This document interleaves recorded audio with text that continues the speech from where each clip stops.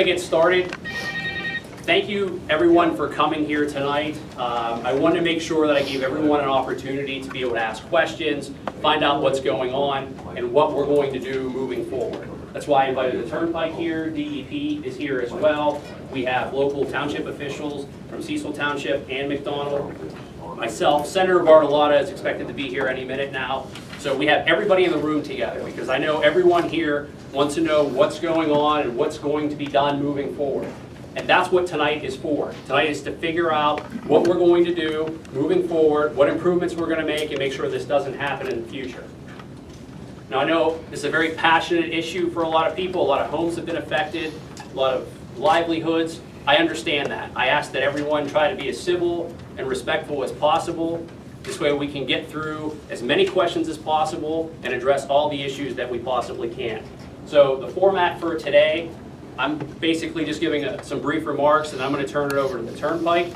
They're going to give a presentation. After they're done, we're going to turn it over to DEP. They have a few things to discuss, and then where's Frankie? Frankie and Ron from Cecil Township are going to make a few comments, and then we're going to open it up for questions and answers. So the goal is to have about an hour to an hour and a half to ask questions. We will do our best to make sure everyone has a chance to ask the questions that they want. If not, I will stay here for as long as possible, but we do want to try to wrap this up by 8 o'clock. So again, if we don't get to you, that's fine. I will talk to you and wait for you after. That's not a problem. But just want to make sure everyone is heard and their issues get addressed tonight. So with that said, I'm going to turn it over to the Turnpike and let them take over for now. Let me introduce myself. I'm Brad Heigl, the Chief Engineer of Pennsylvania Turnpike. I brought a lot of folks here tonight. I'm not going to introduce all of them by name, although they may all be part of a answer when we get into the Q&A component. But I do want to introduce a couple. Steve Rovich is my Senior Construction Manager out here in the West, overseeing this project. With CDR McGuire, who is our Construction Manager. Del Rosinski is with us. And then with Faye, who is a contractor on the 55B section, I have Brian Carr with me as well. Again, there's a lot of other folks in the room that I have here that I may have to call on to give an answer later, but those are the key players out here in this project. I'd like to start by apologizing. Again, none of us really want to be here tonight. None of us wanted these events to occur, so the first thing I'm going to do is apologize. I'm sorry it happened. And we're making strides. It's not an easy project. I know we had some problems last summer. We made a lot of changes. We made a lot of investments on trying to take a temporary site condition and improve it to avoid these situations. When I got the call from my project manager after he heard from the representative last Friday evening, I was as struck as anybody, and then obviously we had the series of events over the weekend. Spent the better part of the day on site. These gentlemen kind of taking me around, showing me what occurred and where things are. We spent the better part of the afternoon going over, making sure what we have in place moving forward. Again, I realize this is a huge disruption for all you folks. And again, I do apologize. We often say, a temporary inconvenience for a permanent solution. Again, that permanent solution is coming. I realize it impacts you guys every day, but we are working towards that. So a lot of the stuff you see out there, I think there's a misconception that we're just going to walk away. That is not the case. Again, we're trying to be good neighbors. We've dealt with a lot of you folks, I know individually, one-on-one. We will continue to do that. And before we leave, I want to make sure we go through the process. If you have a situation, an issue on the project, whatever it may be, you know exactly how you can get that into the system and have us touch base on that. I'd also like to mention that myself, with my CEO, Mark Compton, our Chief Operating Officer, Craig Shue, and my project manager, Matt Bird, who would have been here tonight, he left on his family vacation this morning.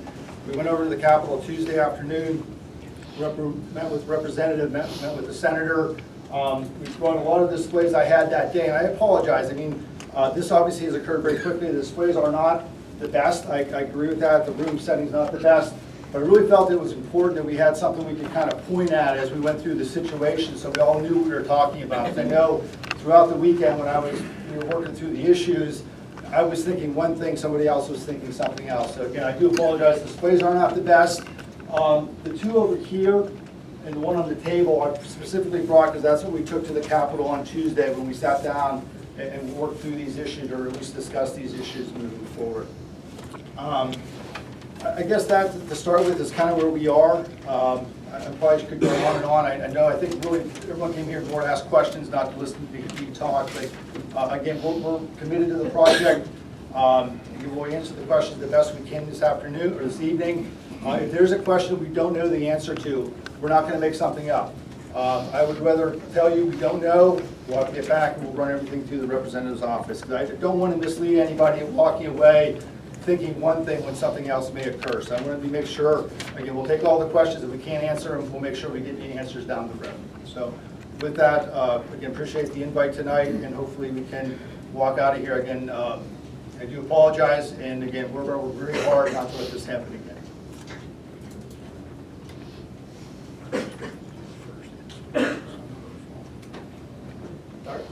Next up, we'll have a couple rep from the DEP. Hi, my name is Ron Schwartz. I'm the Regional Director for DEP Southwest Office. We've been involved with it, at least I have, in the last few days, but our staff have been inspecting the site since probably September of last year. And we work very closely with the Conservation District at the county level.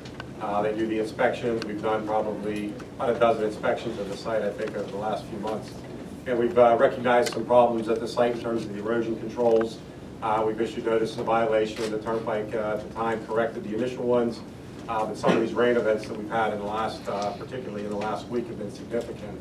And most of our standards are based on typical storm events that we see. But we have been trying to get out to the site on a regular basis and try to point out the things that aren't in compliance with the regulations, and then following up to make sure that those things have been corrected. The other piece of this puzzle that we're involved with is stream encroachment, the culvert issue, that type of thing. And we've been working with some of the property owners to go through some of the permitting that's required. And we're going to be able to turn around whatever applications might be submitted fairly quickly so that we can get some solution in place. Main reason we're here tonight is that if there's any help that we can offer and any answers or questions we can have answered tonight, we'll gladly do so. Thanks, Ron. Frankie and Ron, I believe you from Cecil Township wanted to say a few words as well. My name is Frank Egizio, Cecil Township Supervisor. I am NECEP certified. You say, what is NECEP? It's a certification for Penn State for Northeast Center for Excellence in Pavement Technology. I've been doing asphalt for 40 years. I came down to the site Sunday morning with Supervisor Ron Fleer and Supervisor Cindy Fisher, and I walked the project for 5 hours, noticing deficiencies here and there, a lot with the current road conditions. I'm not here to bang on a Turnpike or Joe Fay company or anything, but there's things that I noticed. And I started from Highland Avenue coming down 980. And I noticed that the shoulder is washed out from Highland Road to the new Rising Road. There's a need to install a new inlet box at the point where the new Rising Road meets existing Route 980 North Shoulder. This is on the left side of the new road, coming down on the radius where the new pavement meets the old pavement. Water is crossing the road at this location. There's several other locations this is happening at. Okay, the new roadway, Laurel Hill Road, just paved. I believe Lane Corporation paved this as a subcontractor. Okay, this road is supposed to be turned over to Cecil Township. Okay, it has inlet boxes alongside of the roadway that does not collect storm water. And what I noticed is there's erosion happening on the edge of the road running down this new roadway, and there's an inlet box that's already partially collapsed. You said you'd seen that in the field, okay. I questioned the design of this roadway as I was walking the roadway with my township manager, Dawn Janusa, who's in attendance here tonight. Dawn sent me a copy of the drawings Monday morning, and I seen the drawings, and it called for a paved shoulder with an asphalt wedge curb to direct storm water into inlets.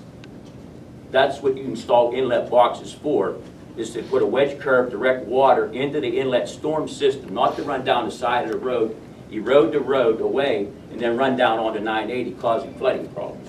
Okay.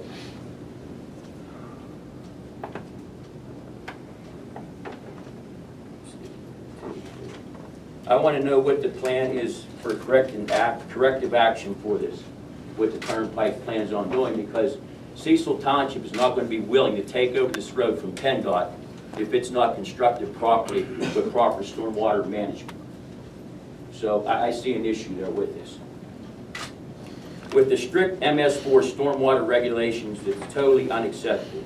This also poses a liability to Cecil Township having stormwater running onto a state road. I have heard PennDOT, I don't know if we have any representatives from PennDOT here tonight other than Turnpike, or this may be something that's in the planning I've heard of. I've heard PennDOT is proposing to install a 48-inch storm sewer line along Route 980 from Highland Road down into McDonald. The question has surfaced, would Cecil Township take over the maintenance of this storm sewer system? Okay. My answer to this is if you keep the trunk line in the roadway, we do not have a problem with that. But if you follow the existing route of this storm sewer collection system, which runs behind people's houses, Mr. Stewart's property, down in behind a few houses, we are not allowed to go into private properties. There is also a culvert box there that is collapsing. He took me to the site, showed me there's soil that is collapsed in his yard, so it's faulty. I think we need to keep the storm sewer system in the roadway itself. Okay, water crosses the road, which I mentioned, in 3 or 4 different areas along Route 980 from Highland Road down past the Cecil Township line into McDonald. I witnessed water running around inlets, water coming out of hillsides that is not being collected into the storm sewer inlets. This needs to be corrected. I believe you need I know you need a paved shoulder with a wedge curve to collect all this water to eliminate the flooding issues down into the town of McDonald. Thank you.